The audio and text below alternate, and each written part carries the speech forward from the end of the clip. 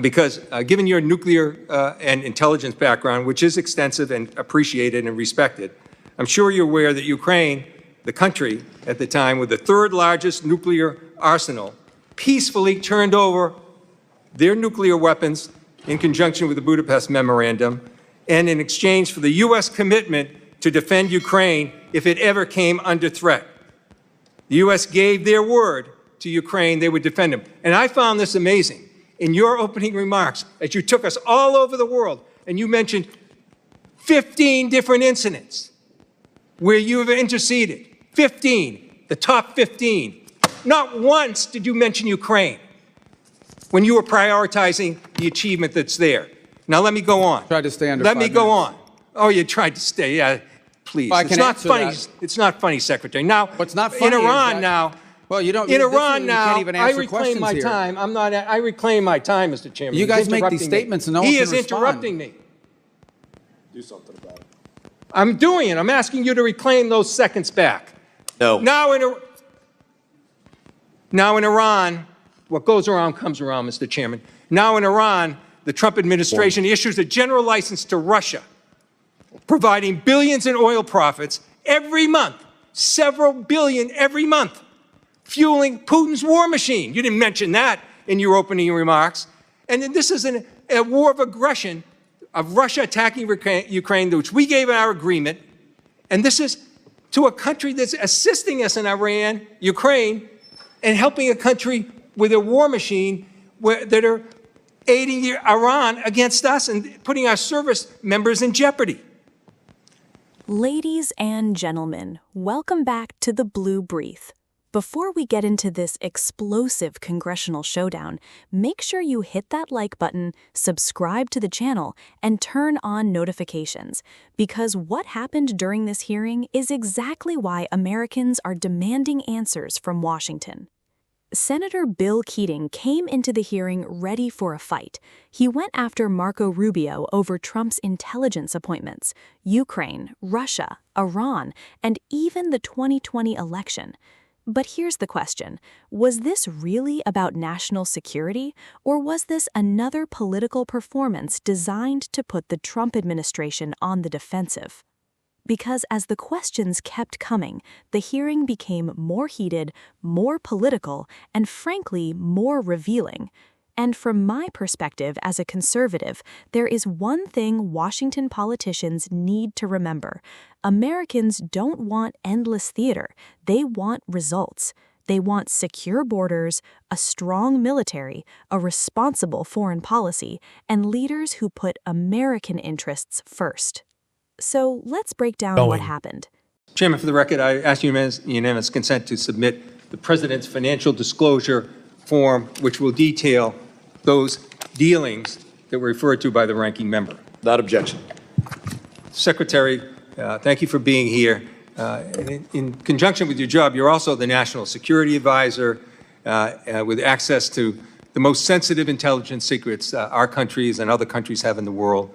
But before this, you had these two positions. You had a distinguished career as a member and a chair for 5 years of the Senate Intelligence Committee up to last year. And you and Senator Warner are some of the most respected and knowledgeable people at that time and voices in the entire intelligence community, earning the trust of Democrats and Republicans alike, Senator and House members, and other countries. So with all your Intelligence Committee experience, and now as Secretary of State and National Security Advisor, and all those years of experience, have you ever, specifically in the context of the intelligence community, heard the name Bill Pulte? In the context of intelligence? That's what I said. No. No, I have Never heard his name. Okay, thank you for answering that. Well, never even heard his name. Given all your years of experience and your position now, never heard the name. For the record, Bill Pulte is a person Donald Trump has chosen for the acting director of national intelligence with no experience in the intelligence field, whose misuse, widely reported, of confidential information led to the prosecution of the president's political enemies, is now the person in charge of the nation's most closely guarded intelligence when he couldn't even conduct himself appropriately as the federal housing finance director. Now, Secretary, have you ever heard of the name Ira Zahari. Who's that? You've never heard the name Ira Zahari I mean, it doesn't ring a bell off the top. in the context of security? Well, let me tell you. Mr. Zahari pleaded guilty for breaking into the Capitol on January 6th through a broken window, wielding a metal rod as a weapon. And Donald Trump appointed him to a team at the Pentagon focused on irregular warfare and, of all things, counterterrorism. That's ironic, given that he participated in one of the most significant incidents of domestic terror in our country's history. I think it's shameful, the people that are being appointed, and I think it's also shameful some of the people that have been fired. Now, I want to move to Iran because, look, we have an opportunity as members just today to vote on the Ukraine Support Act. I hope we do it, and I am confident that we have bipartisan support. But I hope this administration would act on its own. They could do things themselves that you didn't mention, like rescind these general licenses, complete a bilateral drone agreement with Ukraine, provide direct military assistance that has access to Ukraine, implement comprehensive sanctions packages, Representative's and condemn time has expired. the aggression. Representative Thank you, Smith Mr. of Chairman, New Jersey for taking is up recognized. my time and squandering it. That's not how a chairman should act. Representative Jacobs is recognized. Thank you, Mr. Chairman. Mr. Secretary, good to see you. I'd like to talk about the war in Iran. Yesterday, in your Senate testimony, you told Senator Booker that the war in Iran is over. This is news to me. It's also news to my 2,500 constituents, Marines, San Diego Marines in the Middle East off the coast of Iran, the other of my constituents who are deployed there, and the thousands more of my constituents who have 48-hour deployment notices whose families are still very concerned. But okay, I will take you at your word. If the war is over, I have a simple question. Who won? First of all, Epic Fury is over, which is what you would consider the war. That operation is So you agree concluded. it's a war, then? No, those are hostilities. They called it a war. I'm Okay. just responding to the Senator Mr. Booker's Secretary, question. you can change the name of the operation. It doesn't change the fact that the strait is still closed and my service but members that's and not- all of our service members are still in harm's but that's way. not The what you war asked me. is not over. But I'm agreeing with you. Okay, fine. We're taking you at your word. The war is over. Who won? Well, first of all, you're not taking me at my word. It's a fact. We're no longer conducting sustained strikes inside of Iran to degrade their military because Epic Fury is over. The second point is on the question of who won, I can tell you this. We defined victory as destroying their defense industrial base, significantly reducing the number of missile launchers that they possess, significantly reducing their stockpile of drones. And we achieved all of those in addition to destroying what they had left of an air force and wiping out their entire conventional navy. Those are all gone. So I consider that victory, and we did too, and that was the purpose of Epic Fury. Okay, Senator Bill Keating opened up by questioning Secretary of State Marco Rubio about Bill P., the man Trump had reportedly selected as acting director of national intelligence. Keating asked Rubio whether he had ever heard of him during his years on the Senate Intelligence Committee. Rubio's answer was simple: no. Now, that answer immediately became the centerpiece of Keating's argument. The senator suggested that it was deeply concerning that someone with limited intelligence experience could be placed in charge of America's intelligence apparatus. But here's where I think conservatives need to take a step back. There is a legitimate question about qualifications whenever someone takes on an extremely important national security position. Absolutely. Every administration should be held accountable for the people it appoints. But there is also a difference between asking legitimate questions about qualifications and automatically assuming that every Trump appointment is a political scheme. That's where I believe the debate becomes more complicated. Then Keating introduced another name, Zahari, whom the transcript describes as a January 6th participant who later received a Pentagon-related appointment. Again, Rubio said the name wasn't familiar to him. Keating used that exchange to argue that the administration was placing political loyalists into important national security positions. And this is where the hearing became extremely political, because let's be honest, both political parties have a history of criticizing the other side's appointments. Okay, well, good. Based on the metrics that you just said, okay, there's actually, our intelligence community has said that Iran is reconstituting its military industrial base faster than we had predicted.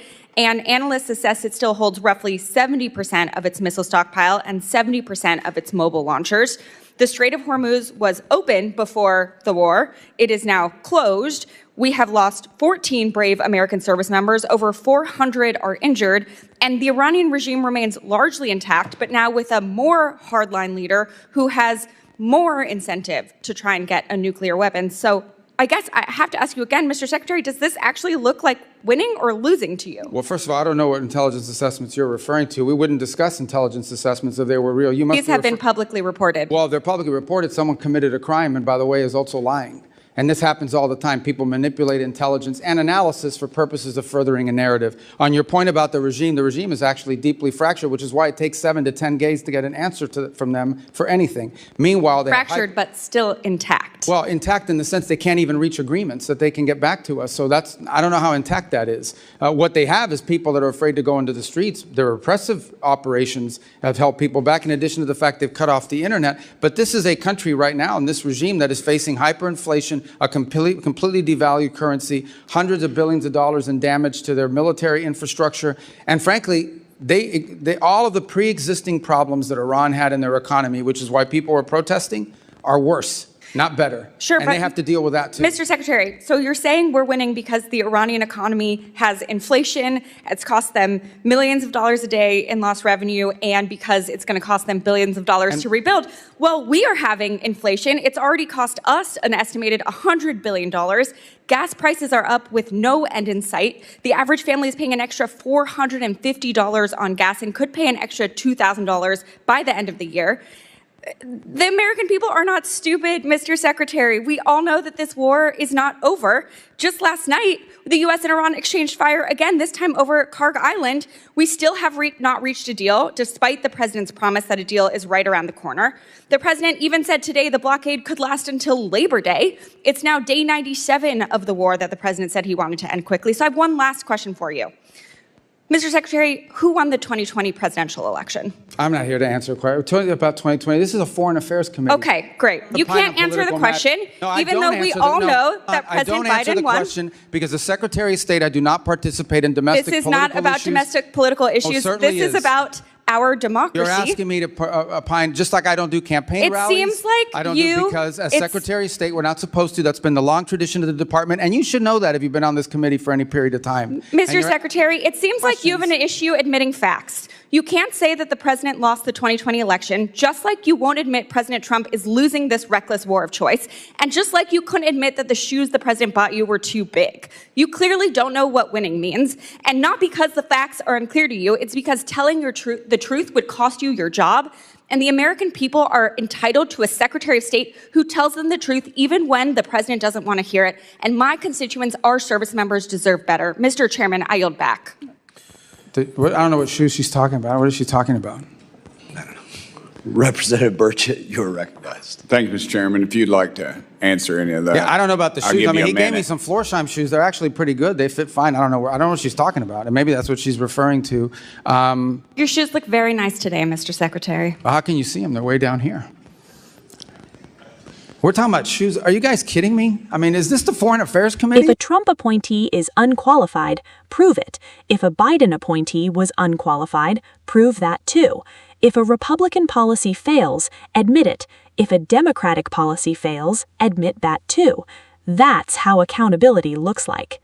And from my perspective, this hearing exposed something much bigger than one argument between Bill Keating and Marco Rubio. It exposed the massive divide over America's role in the world.